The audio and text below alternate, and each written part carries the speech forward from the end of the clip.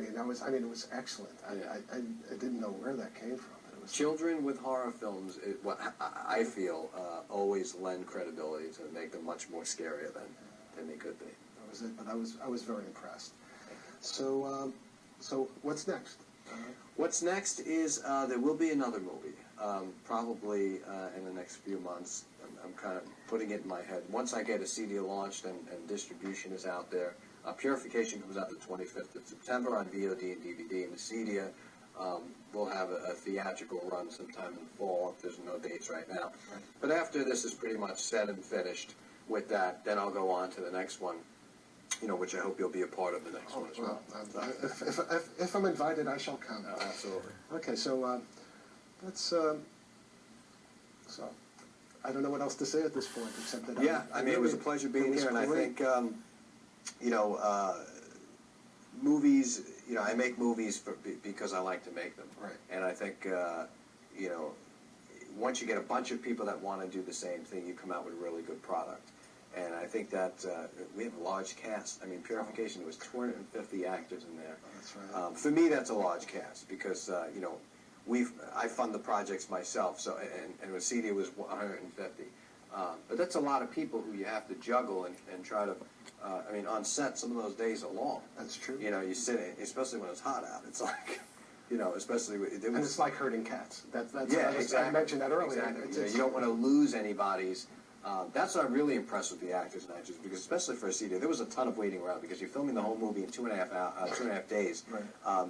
You need everybody there because you never know when you're going to be called. And also that location was like so out of the way that if you didn't have them on the set, there's no way they could even get to the set in time. Exactly. Well, you had to park your car down on the bottom and probably walk at least a mile up this winding road. It was unbelievable. Which, when you saw the property, you were like, wow, okay, this is going to work out. That was it. But, there was some really... I know I was in a creepy scene. Yeah. But I can't wait to see this movie. And I think, just with the... I guess you changed editors, too, in the process. We did, actually. Rule of thumb is I always have 2 different editors on a project, because where one has a style, the other one could look at it and make it a little bit better. But with Acedia, I had the first edited version, and I said, wow, this really tells the story. But I needed to find somebody in here who can...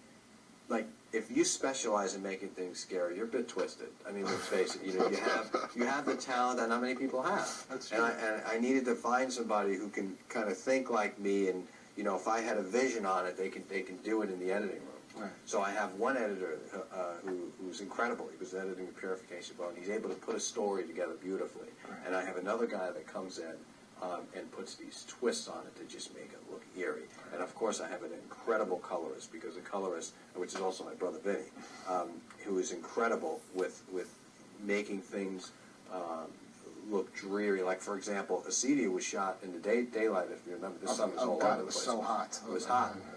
When you see the movie, there's no sun. Right. So he's able to put that desaturation filter on it to make it look dreary. And take a look at this.